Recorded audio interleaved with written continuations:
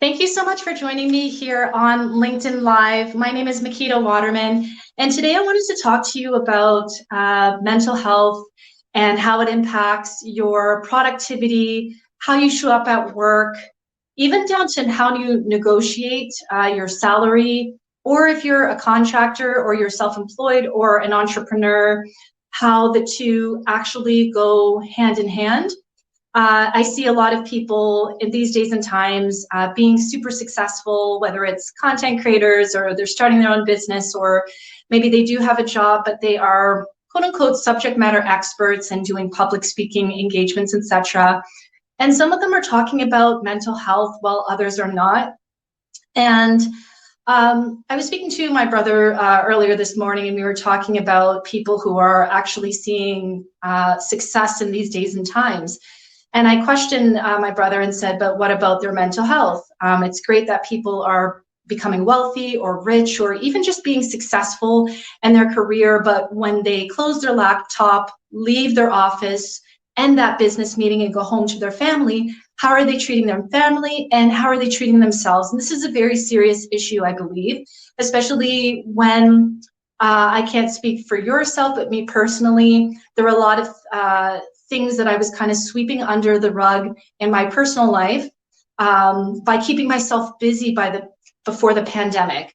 So if you were someone like myself who was going to networking events and you were constantly on the go after work or business ended, not realizing that a lot of the inner introspection, the healing work, or even just really looking at your personal problems, it wasn't really available for you to do at that time because you were probably so busy before the pandemic. But when the pandemic started, everything closed and people were forced to look within themselves, even if they tried to stay busy, because of a lot of the restaurant closures and travel not bans, but travel closures. A lot of us, including myself, were forced to look within ourselves to figure out where we were in life, etc. So before the pandemic, I actually did a write-up piece that included some information from the University of Alberta here in Western Canada, where I work. And at that time before the pandemic, I think it was like in 2018, I did a contributing blog for Glassdoor.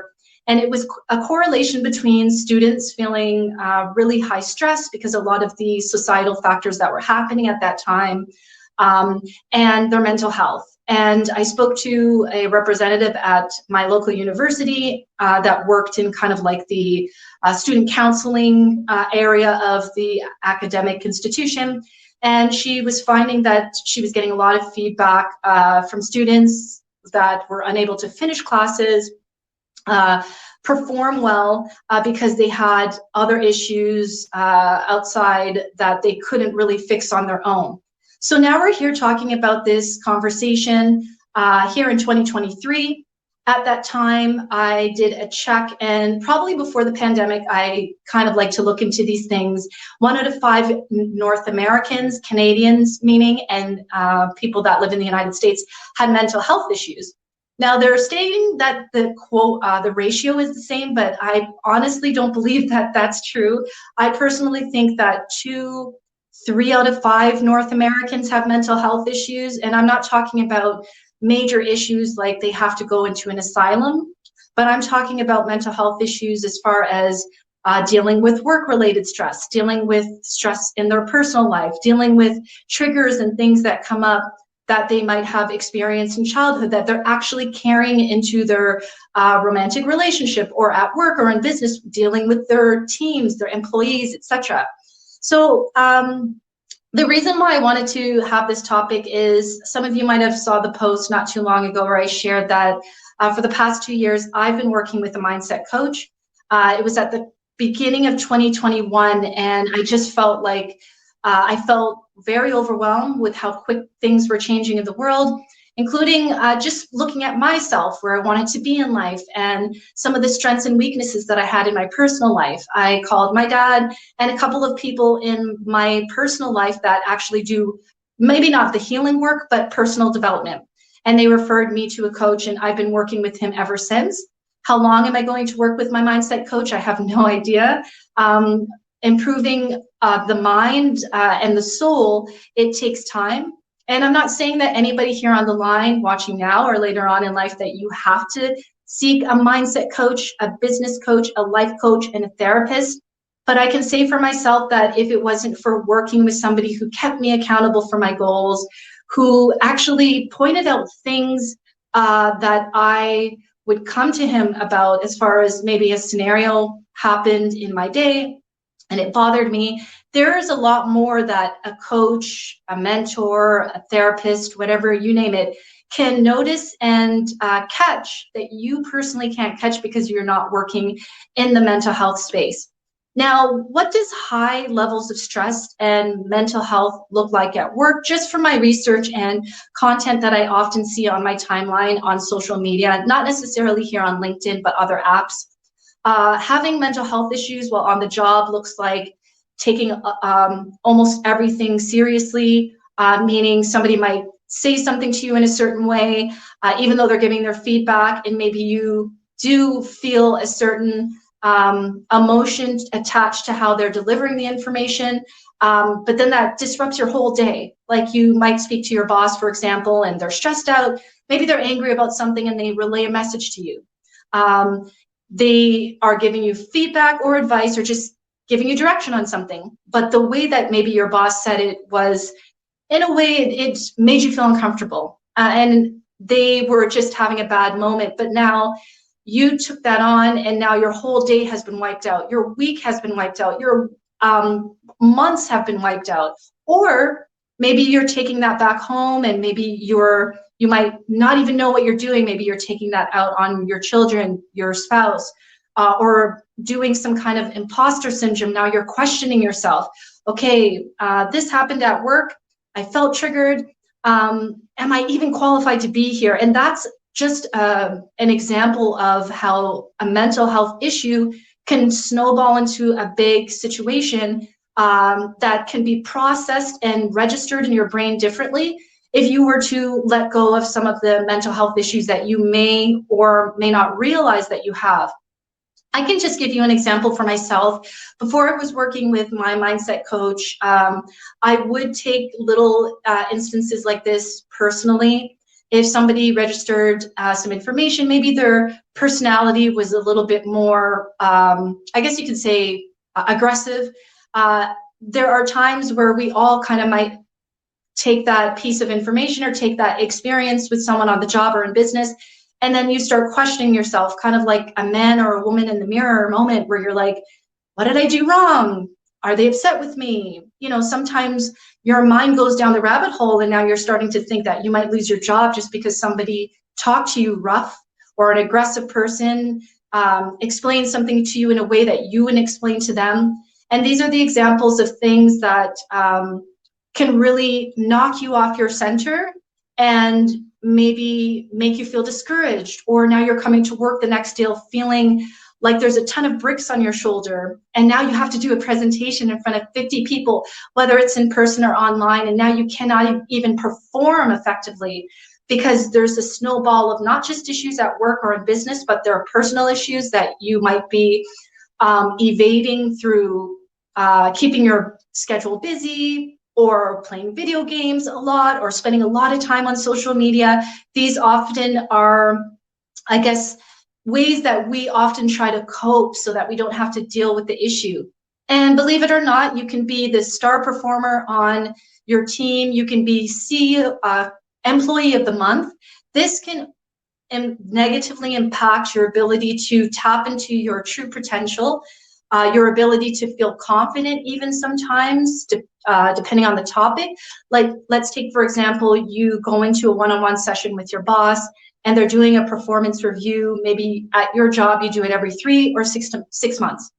They talked about your strengths, and now they mention your areas of weaknesses. An example like this can even wipe somebody out mentally and emotionally if they attach themselves to the weakness based on their work productivity feedback. And as a result of that, you can often maybe play small in certain instances where maybe you have to do a presentation at work, or you have to do a group project at work, but maybe you don't want to take it on so much because you remember that weakness that was, or that area of improvement, some companies call it, that you now have to work on, but you're leaning more on the negative side of the things that you bring to the table in your company versus the strengths and the positive attributes and skills and talents that you're offering the company, which in turn is actually making the company millions, if not tens of thousands of money on a monthly or annual basis. So even in negotiation, let's take, for example, you're an employee, you're self-employed, or you're a business owner, and maybe that dream company that you've always wanted to work for sends you an email, you do the job interview, and now they're offering you a job offer. Or you're self-employed and you finally work with that dream brand or company, and now you're at the table of negotiations. Mental health can play a big role in this, including imposter syndrome or any other mental ideologies that we often as individuals hold on to that hold us back. Now, I believe I can't quote you on the source, but I was looking at this piece of content not too long ago about how women at work versus men at work register things and do things. The study showed that men are quite often feel more confident in asking for more money when it comes to the negotiation table for a job offer, for example, than women.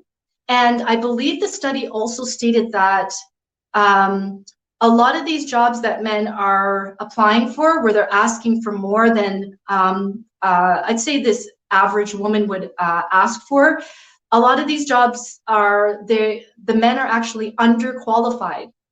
So men have a tendency to go for roles where they might be underqualified, but they're still asking for more compared to most women. And the research went a little bit deeper and said a lot of the women felt that because of their lack of experience, they wouldn't negotiate, or if their job was coming up for a year and they had an opportunity to ask their boss, hey, these are the things, they have a list, these are the things that I've contributed to the company based on what was presented to me, this is how much it made the company, etc. A lot of women, and this is just an example, might be afraid to ask for more. And this can be tied to societal norms, a lack of awareness, etc. But even just going into the negotiation and feeling uncomfortable or feeling like you've had a really, really tough couple of years, but you know, there's lots of layoffs and I really want to stay here, so I'm going to play small. That is just a mental ideology you have in your head to not ask for more, because what's the worst that can happen? If you can prove that the raise that you're asking for it's valid, meaning you're not just asking just to ask, but you have a long list of reasons why you've contributed your talents and skills to the company, and specifically how it, from a monetary perspective or a process improvement perspective, how it's benefited the company. With confidence, somebody who's free of any issues within themselves should be able to go to the negotiation table feeling comfortable and confident to do this. Other things about mental health issues at work is also just people noticing that maybe you're under a lot of stress. These kind of things can often make your manager or some people in the organization maybe not think you're fit for a promotion or fit for an opportunity, because maybe everybody deals with stress on the work. You know, I've been in moments where I've seen people cry at their desk, and I'm neutral about this. I'm not saying you should or should not show emotions at work. I've seen instances of people literally having mental breakdowns at work. I've seen people do all kinds of things, and out of the compassion of my heart, I've always said, okay, maybe they're going through something, and this is coming from a consultant where I do my best to be really neutral when I help organizations, but I've seen different scenarios where I stopped myself and said, I'm not going to judge this person. This person is obviously going through a very serious mental health moment, or they're going through some kind of personal issues that is related to a trigger maybe on the job, and now they're taking it out on their team, or they're you know, we see all kinds of things in corporate settings, and even on high remote settings. There's a lot that we can pick up from our colleagues and people when we're on live streams, doing meetings, etc. So With that being said, I'm not a mental health specialist, even though I have a mindset coach. I'm not going to sit here and say I'm a therapist or anything of that matter. I'm just speaking from my personal experiences. I think a lot of us have taken on a lot just from the world quickly changing, but it doesn't have to stay and stick with us mentally, emotionally, spiritually. It doesn't have to stay there. Because one thing I can say I noticed with working with my coach is that I went to him to improve one area of my life, and it had a domino effect in all areas of my life. So I went to him for one thing, and then all of a sudden, the quality of potential customers and clients started getting better. All of a sudden, I was able to effectively communicate with people who were aggressive, whether in my personal life or when I was doing consulting project. I was able to deal with problem solving quicker, or I didn't have to ask somebody, hey, what do you think I should do? I knew how to deal with it in the moment. I was able to process compassion and see things happening in the moment where some people would judge their colleague because their colleague is spazzing out in a meeting or stressed out or look like they're about to be in tears because they're so overwhelmed and stressed. Instead of going into judgment mode, quite often when I would see these things, I would have compassion and quickly say, this person is going through some things in their personal life, their mental health is impacted. I'm not going to judge them. I'm going to try to forget that this happened unless they come to me and talk to me about what they're experiencing, and I can be a shoulder for them to, literally or metaphorically cry on. But I'm going to have some compassion here and not judge or even bring this up with another colleague or another consultant while I'm here, because this is a real life moment. So I cannot give advice as to whether a therapist is better, a life coach is better, a healing coach, a mindset coach, a business coach. These things, this information is available readily on your YouTube, your Google search, and I'm sure you can also do a deep dive here on LinkedIn and see what people are saying, coaches are saying, mentors are saying, or people like myself who are investing in the improvement of the mental and inner self versus just the physical self, right? Because therapists do things differently than mindset coaches, etc. But I just wanted to bring this up and let you know that if you're feeling overwhelmed, if you're stressed out, if you're feeling triggered at work, maybe you're taking a lot of things on. I also, for myself, sometimes can think negative about a particular situation because it's a trigger that comes up, and I'll have a conversation with my mindset coach if I can't seem to register it differently or shake it off before the end of the day. But I'm a little lucky because I have somebody that I can talk to. So for all of you on the line who are watching or in the replay, if you have the resources to invest in your mental health, if you have the resources, maybe you don't have a lot of things that are going on in your life, but maybe you just want to talk to somebody, kind of like a coach that can keep you accountable for your goals, that can help you process your thoughts and emotions. And I want to tell you something. Coaches don't tell you what to do. They listen to the problem that you have. They help you register it mentally, emotionally, and they will often challenge you because you can experience something and point the finger at your boss, the economy, where you live, etc. But the coach and the therapist, I'm going to be honest with you, they're always going to point it back to you. Because one thing that I learned through my self-improvement experience is that we often can't control the things that happen in our life. And other people outside of ourselves are always going to be who they are, whether it's they have a challenging personality, or they're judgmental, or when they are explaining something, they could be a little bit rough, whatever. But we cannot change people. The only people that we can change is ourselves. So once you get into feeling like, okay, this is time to look for someone I can bounce ideas off, even if you're just looking for a career coach to bounce ideas off and let that man or woman know, hey, this happened at work. I feel a little uncomfortable. I want to negotiate, but this happened. What do you think I can do? And your friends and family and your colleagues and your boss, they're going to tell you everything with hopefully the best intentions. But if they are not working specialists in mental health or career improvement or business improvement, whatever it is that you want to improve, there's only so much your friends and family can do to help unless they work in these areas, right? And a coach can really be honest with you about maybe something you said or did that triggered that situation to happen. It's really always going to come back to you. And I think at first, if you do decide to go down the route of improving yourself, you're going to be questioning your coach or your mentor or therapist, like, who do they think they are? But you're paying them to help you. So it might feel uncomfortable at first, but they will keep you accountable.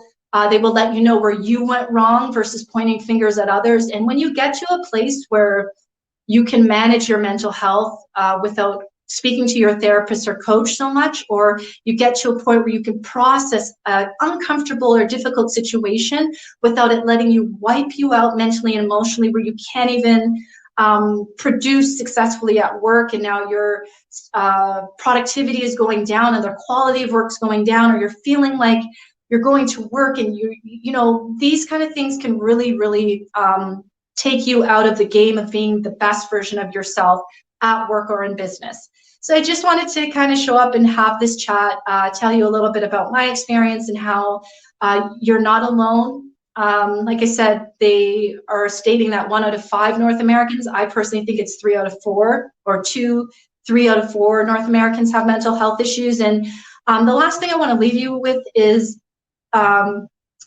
there's a lot of hesitancy for some people with this particular conversation.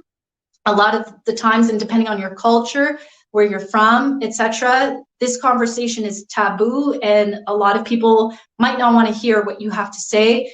I'm not sure what kind of household you live in, but there's nothing wrong with stating that you have mental health issues, or you can even rephrase it by, you have some triggers within your life that are impacting your work, impacting your business, and you're feeling stuck at work or stuck in business. You're not growing, you're not transcending. You might point to other factors like your boss, again, the economy, your industry, and all of these factors can play a vital role in why you might feel stuck. But at the end of the day, the finger is always going to point back to you when you're working with a professional to help you get to where you're going to be, because their goal is to help you see, the goal is to help you, kind of like the Michael Jackson song, The Man in the Mirror. It's to help you look into the mirror and take accountability for where you're at and where you can go and how you're going to do that. They will show you the how, which often I think a lot of people feel frustrated with. They don't know the how to get out of their situation. They don't know how to process negative or stressful moments in life. But the mentors, the therapists, the coaches, etc., they are, if you choose the right one, if you choose a really high quality one that actually has proven results, because as you and I both know, there are a lot of people online who state that they're a life coach, but when someone does some deep review or investigation into their personal life, they're not really living their best life. So how could they teach? It's difficult to really discern if that person that you're following on YouTube is really going to help you maximize yourself in business or in work. But if you choose the right one, they have a proven track record of, I would just say, I personally wouldn't work with a coach, a mentor, unless they have 10 plus years of a track record, and I can speak to maybe some of their clients or customers, or their past clients and customers. I personally just wouldn't, oh, this person on LinkedIn looks good, and not do a background check, or not ask for resources or take a look. And I know I was supposed to end this live, but the last thing I'll leave you with is, one of my coach actually stated that one of the best ways to discern if you're choosing the right therapist, coach, whatever it is that you decide to do, look at their testimonials. And if their clients and customers say things like, oh, now I'm a better person, or something like this, that's not necessarily a great testimonial. Now, if you're on a coach, a therapist, a mentor site, you're looking at their testimonials, and people are saying, let's just take, for example, that they use this relationship coach, and now they found the love of their life, and now they're working through their own issues, and they're seeing much more better improvements in their relationship. And as a result, now they have a better relationship with themselves, with their friends, with their colleagues. Like, those are the kind of testimonials that you want to pay attention to. They're very specific. It's not just, yeah, he was really great mentor, you should use him, but it's a very specific, and they talk about how they feel now that they work with the coach. That's how you, I'm not telling you that it's going to be a real testimony, but this is, if it's consistent testimonial where their customers are giving you feedback and details, and it resonates with you and it feels good, I would recommend kind of going down that route just versus choosing somebody based on a post. Because like I said, in these days and times, anybody can pick up a podcast or their cell phone and start filming and call themselves a life, a business, a relationship coach, etc. And they have no prior track record of helping people for decades or a good amount of time, and they're just kind of doing it just out of the, you know, the hope that they will become successful. So I hope this helps. I hope all of you stay safe and take care of yourself, and know that if you are going through a situation, you're not the only one who is. This world is quickly changing, and a lot of people are nervous, feeling uncomfortable, or afraid of the unknown, but just know that you're not alone. If you don't have any family, friends, colleagues to talk to, you can always pick up a mentor. In my city, there are a lot of nonprofit organizations as well that have counselors and therapists and coaches that are open. I think you would have to apply. Maybe you can go down that route and see if there are free resources in your municipality or non-for-profit organizations that are coaching people. Maybe that's always a great start. Thank you so much for joining me today. I hope you have a beautiful weekend and take care of yourself. Bye.